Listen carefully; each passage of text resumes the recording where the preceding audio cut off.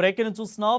మార్చి 1 నుంచి తెలంగాణ అసెంబ్లీ ప్రత్యేక సమావేశాలు జరుగుతున్నట్లుగా తెలుస్తోంది. ఇక 5 రోజుల పాటు సమావేశాలు కొనసాగనున్నాయి. ఎస్సీ వర్గీకరణ, బీసీ రిజర్వేషన్ల బిల్లులను ప్రభుత్వం ప్రవేశపెట్టనుంది. ఇక బీసీలకు రాజకీయ, విద్యా, ఉపాధి రంగంలో 42% రిజర్వేషన్లపై బిల్లులు ప్రవేశపెట్టనుంది. సభలో సభ్యులు కూడా చర్చ నిర్వహించి బిల్లులకు చట్టబద్ధత కల్పించనున్నారు. ఇక మార్చి 10 నుంచి పార్లమెంటు సమావేశాలు ఉంటాయి. అదే రోజు ఢిల్లీకి సీఎం రేవంత్ రెడ్డి వెళ్లనున్నారు. బీసీ రిజర్వేషన్లకు కేంద్ర మద్దతు కోరనున్నారు. ఈ మేరకు అఖిలపక్ష నేతలను ఢిల్లీ తీసుకెళ్లే ఆలోచనలో ఉన్నట్లు సమాచారం. ఇక త్వరలో అన్ని పార్టీలకు సీఎం రేవంత్ రెడ్డి లేఖలు రాయనున్నట్లు సమాచారం.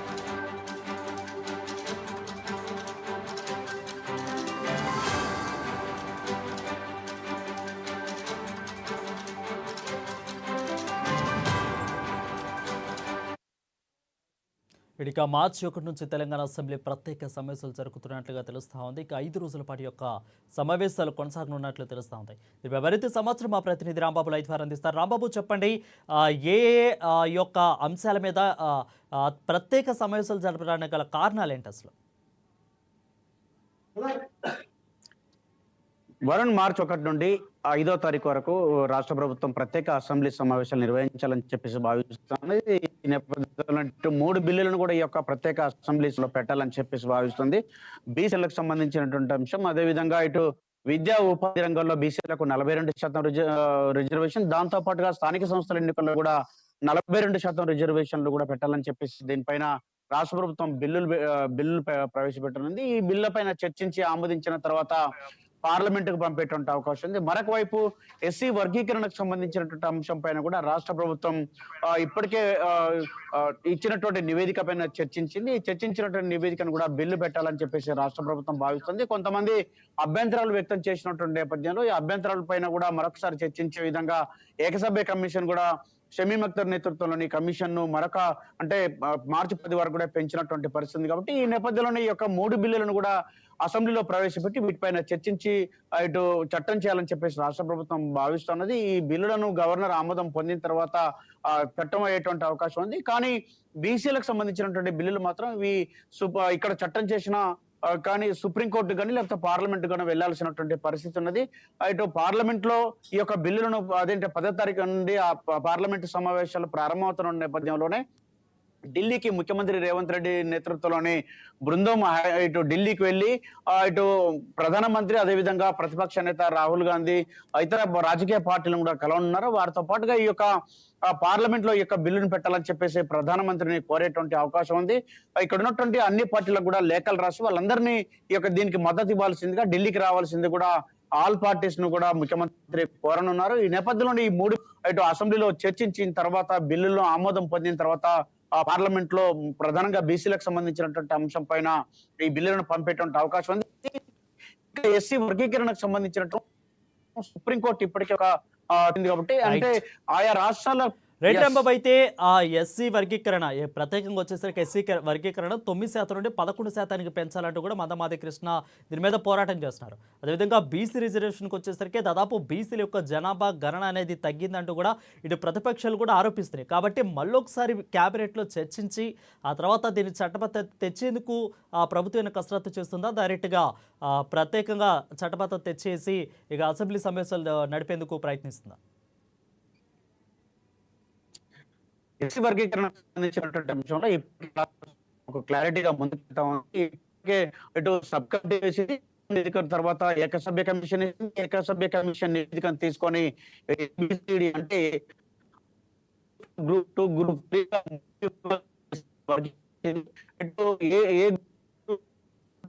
3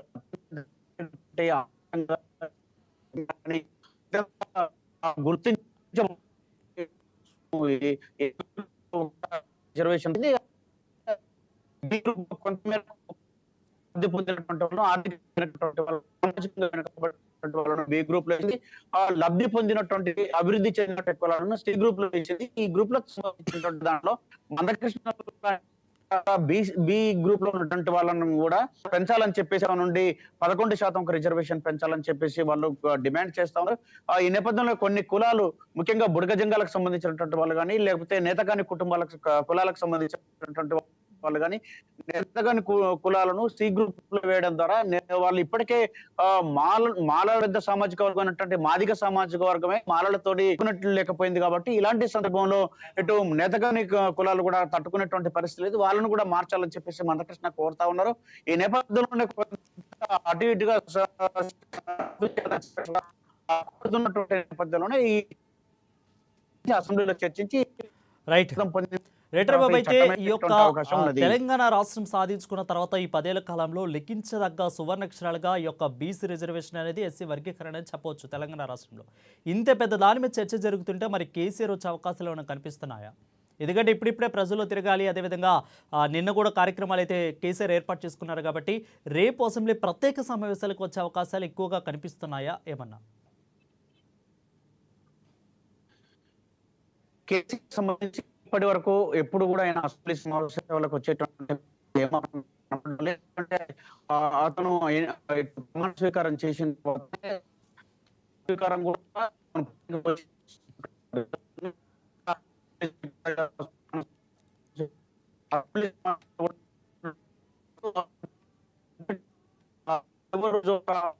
ఉండిపోయినటువంటి పరిస్థితి కాబట్టి జరిగినటువంటి బీసీలకు సంబంధించినటువంటి ఒక నివేదికల పైన కానీ లేకపోతే ఎస్టీ నివేదికపై చర్చించడానికి రాలేదు. దీనిపైన ఇప్పటికే అధికార పార్టీ అనేక సందర్భాల్లో ఆరోపణలు చేస్తా ఉన్నది. ఈసారి కూడా అత్యంత ప్రతిష్టాత్మకమైనటువంటి బీసీల రిజర్వేషన్లు స్థానిక సంస్థల్లో 42% రిజర్వేషన్లు కేటాయించాలని చెప్పి, అదేవిధంగా వారి విద్యా ఉపాధి రంగాల్లో కూడా 42% రిజర్వేషన్ ఇవ్వాలని చెప్పేసి 2 బిల్లులు పెట్టాలని చెప్పేసి రాష్ట్ర ప్రభుత్వం భావిస్తున్నది. వీటి చట్టబద్ధత కోసం కూడా పార్లమెంట్ కు పంపాలనుకుంటున్నారు. ఈ సందర్భంలో కూడా మాజీ ముఖ్యమంత్రి ప్రతిపక్ష నేత అయినటువంటి కేసీఆర్ వచ్చేటువంటి పరిస్థితి ఏమాత్రం కూడా కనబడడం లేదు. ఇటు వాళ్ళు సమగ్ర కుల సర్వేలో కూడా పాల్గొనకపోవడంతో జనజీవన స్రవంతి ఇప్పటికైనా రావాలని చెప్పి కాంగ్రెస్ చెప్తా ఉన్నది. జనజీవన స్రవంతిలో రాకపోతే వీళ్ళను ఇటు సమాజం వేయాల్సినటువంటి అవసరం ఉంటుందని చెప్పి, బహిష్కరించాల్సినటువంటి అవసరం ఉంటుందని చెప్పి ముఖ్యమంత్రి ఆ తీర్మానం కూడా స్పష్టం చేసినటువంటి నేపథ్యంలోనే ఈ యొక్క సర్వేలో కూడా పాల్గొన్నటువంటి ఒక అనుమానం ఉన్నటువంటి ఈ యొక్క అసెంబ్లీ సమావేశాలకు రారనేది కూడా సందిగ్ధంగా మారింది. ఇప్పటికే ఈ యొక్క కుల గణనకు సంబంధించినటువంటి అంటే కుల సర్వేకి సంబంధించినటువంటి అంశంలో 3.1% మంది ఇప్పటికీ సర్వేలో పాల్గొనలేదు కాబట్టి ఇంకా బీసీల శాతం పెరిగేటువంటి అవకాశం పాత బస్తీ ఏరియాలో కొన్ని సిటీలో అవుట్స్కర్ట్స్ లో కొంతమంది అక్కడక్కడ సర్వేలో పాల్గొనలేదు కాబట్టి, కొంతమంది దురుద్దేశంగా పాల్గొనలేదు, రాజకీయంగా కారణాలతో పాల్గొనలేదు. వీళ్ళందరూ కూడా ఈ యొక్క సర్వేలో పాల్గొనాలని చెప్పి ఇప్పటికే ప్రభుత్వం మరొకసారి కూడా 28 తారీఖు కూడా అవకాశం కాబట్టి ఈ యొక్క సర్వేలో పాల్గొన్న తర్వాత దీనికి సంబంధించినటువంటి నివేదిక పూర్తి స్థాయి నివేదిక వస్తే ఆ తర్వాత అసెంబ్లీలో దీనిపైన బిల్ పాస్ చేసుకొని చట్టం చేసిన తర్వాత ఇది పార్లమెంట్ లో ఆమోదించకపోతే దీనిపైన ముఖ్యమంత్రి స్పష్టం చేస్తున్నారు. Right, thank you Rambabu for the clear updates.